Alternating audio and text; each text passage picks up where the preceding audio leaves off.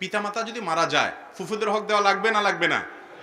বিশেষ করে আপনার দাদার সম্পদের যে পরিমাণ হক বা জমিতে যে পরিমাণ পাওনা আছে আপনার ফুফুর, সেটা হিসাব করে ফুফুকে দিতে হবে। অন্য চাচাতো ভাইয়েরা জ্যাঠাতো ভাইয়েরা দিতে রাজি না, তারা না দেখ, আপনার ভাগে যেটা আসছে সেটা হিসাব করে ফুফুকে সম্মানের সাথে দিবেন। দেওয়ার সময় বলবেন, ফুফু এটা আপনার হক, আপনাকে দিয়েছি, আপনি এটা নিতে ইতস্তত বোধ করবেন না। আমি আপনার ভাইয়ের ছেলে হিসাবে, আপনার আমার রক্ত এক, বিধায় মরণ পর্যন্ত আমার বাবার মতো আপনাকে শ্রদ্ধা করে যাব। আপনার সম্পদ আপনি নিয়ে নিয়েছেন এই বাড়ি থেকে, এই জন্য আপনাকে আমি আর চিনব না, ব্যাপারটা এরকম না ফুফু। সারা জীবন ভাতিজা হিসাবে আমি আপনার সাথে সদ্ব্যবহার করতে বাধ্য, কারণ কোরআন আমাকে আত্মীয় স্বজনের প্রতি সুসম্পর্ক বজায় রাখতে বলেছে। আপনি আমার বাবার বোন, মানে আমার বাবার মতো শ্রদ্ধা পাওয়ার উপযুক্ত। আপনার হকও নেন, আপনার প্রতি ভালোবাসা শ্রদ্ধার কোনো কমতি হবে না।